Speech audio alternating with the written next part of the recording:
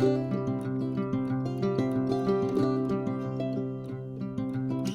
Everyone, आज हम देखते हैं चैप्टर सेकंड ह्यूमन रिप्रोडक्शन। एक इम्पॉर्टेंट टॉपिक दे रखा है पार्चुरेशन एंड लैक्टेशन। फर्स्ट हम देखते हैं पार्चुरेशन क्या है। First we will take from NCERT. The average duration of human pregnancy is about 9 months. 9 months का एवरेज पीरियड है ह्यूमन प्रेगनेंसी का। एंड दिस पीरियड 9 मंथ का जो पीरियड है, this is known as the gestation period.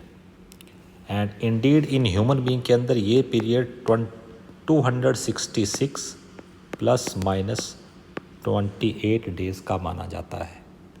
Dog के अंदर ये 60 to 65 days का है। कैट के अंदर 52 to 65 डेज़ का है। एलिफेंट के अंदर 607 to 641 डेज़ का है। सो यहाँ से आपको गेस्टेशन पीरियड की एक डेफिनेशन मिल जाएगी। What is gestation period? Gestation period, the average duration of pregnancy. Average duration of pregnancy को हम कहेंगे gestation period. Then vigorous contraction of uterus at end of pregnancy causes expulsion or delivery of the baby. Process of delivery of fetus is known as parturition. So parturition मिल गया आपको. What is parturition? Parturition is delivery of baby को हम बोलेंगे parturition. Parturition कैसे induce होती है? Parturition will be induced by a complex neuro endocrine mechanism होता है। एक सिग्नल ओरिजिनेट कहाँ से होंगे? फ्रॉम फुल्ली डेवलप्ड फीटस से ओरिजिनेट होंगे। And the placenta which induce the mild contraction of the uterus and it is called fetal ejection reflex. So क्या होगा? एक फीटल इजेक्शन रिफ्लेक्स होगी। बहुत इंपॉर्टेंट है ये फीटल इजेक्शन रिफ्लेक्स। ये क्या है? ये एक न्यूरो एंडोक्राइन, एनसीईआरटी में क्या लिखा गया है? ये न्यूरो एंडोक्राइन रिफ्लेक्स है। ये क्या हो रहा है? अब इस न्यूरो एंडोक्राइन रिफ्लेक्स में दो चीज़ें हो रही हैं। जब फीटस फुली फॉर्म्ड होगा तो फीटस की मूवमेंट होगी। फीटस की मूवमेंट होगी।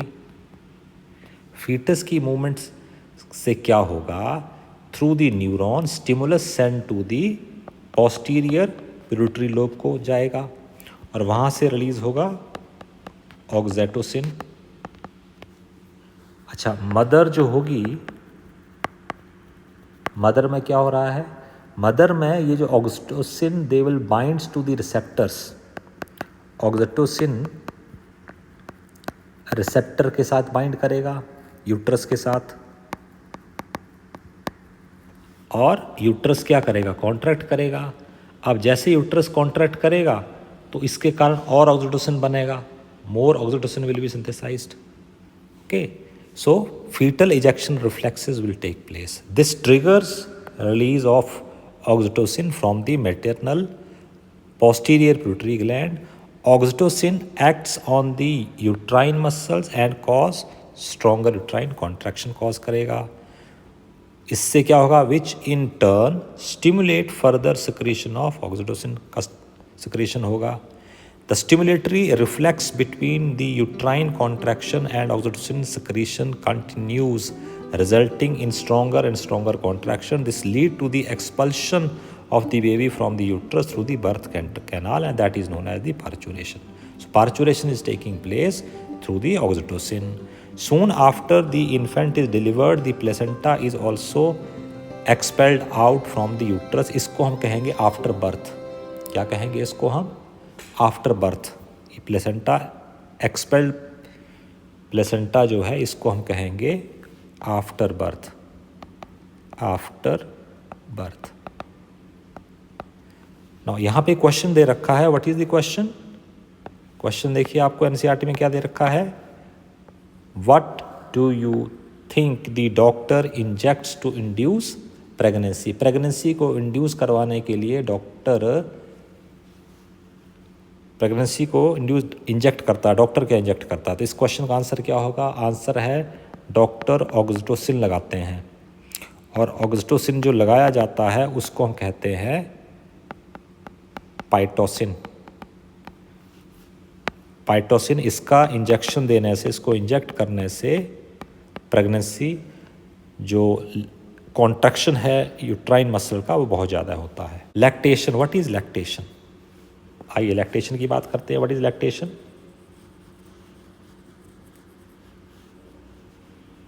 यस, लैक्टेशन में क्या लिखा है यहाँ एनसीईआरटी में? Lactation mammary glands of the, किसके mammary gland? Mammary glands of the female undergoes differentiation during the pregnancy and start producing milk towards the end of pregnancy. This process is known as lactation. और lactation के लिए, milk secretion के लिए कौन सा hormone responsible है? Prolactin. Milk late down के लिए कौन सा हार्मोन रिस्पॉन्सिबल है? ऑक्सीटोसिन। तो दो हार्मोन यहाँ पे रिस्पॉन्सिबल है, एक प्रोलैक्टिन और दूसरा ऑक्सीटोसिन, राइट। प्रोलैक्टिन किसके लिए है? मिल्क सिक्रीशन के लिए, लेट डाउन के लिए oxytocin. This helps the mother in feeding the newborn. The milk produce during the initial few days of lactation is called colostrum. Colostrum, colostrum कैसा होता है? येलो कलर का होता है। फर्स्ट मिल्क येलो होगा colour में और इसमें इम्यूनोग्लोबिन ए होती है क्लोस्ट्रम के अंदर। लेटर स्टेज के ऊपर मिल्क जो है वाइट होता है। Which contain several antibodies IgA absolutely necessary to develop resistance for the newborn baby के लिए, रेजिस्टेंस के लिए चाहिए ये। Breast feeding during the initial period of infant growing is recommended by doctor for bringing a healthy baby के लिए breast feeding बहुत ही important है। और लैक्टेशन में जब baby, when baby sucks the nipples, then oxytocin will be released and that will help in letting down the milk. So oxytocin is responsible for letting down the milk. So what is lactation? हमने पढ़ा what is lactation. Lactation क्या है? End of the pregnancy में milk का secretion होता है mammary gland से, that is lactation. Hormone, दो हार्मोन चाहिए यहाँ पे, प्रोलैक्टिन, ऑक्सीटोसिन। प्रोलैक्टिन का काम क्या है? मिल्क सिक्रीशन का। ऑक्सीटोसिन का काम क्या है? मिल्क लेटिंग डाउन का। पार्चुलेशन हमने पढ़ा 266 ± 28 डेज का होता है। पार्चुलेशन जो बर्थ होता है उसमें गेस्टेशन पीरियड का हमने ड्यूरेशन की बात की, 266 ± 28 डेज का होता है गेस्टेशन पीरियड, जो average duration of human pregnancy का है। पार्चुलेशन बर्थ होता है फीटल एजेक्शन रिफ्लेक्स के कारण होता है, इसमें ऑक्सीटोसिन इंपॉर्टेंट रोल प्ले करता है। तो एनसीईआरटी को रीड करते रहिए, ये बहुत इंपॉर्टेंट टॉपिक्स हैं, ये बने रहिए हमारे साथ। मिलते हैं किसी ऐसे ही नेक्स्ट वीडियो में, तब तक देखते रहिए, सब्सक्राइब करते रहिए इस चैनल को। Thanks for watching, thank you.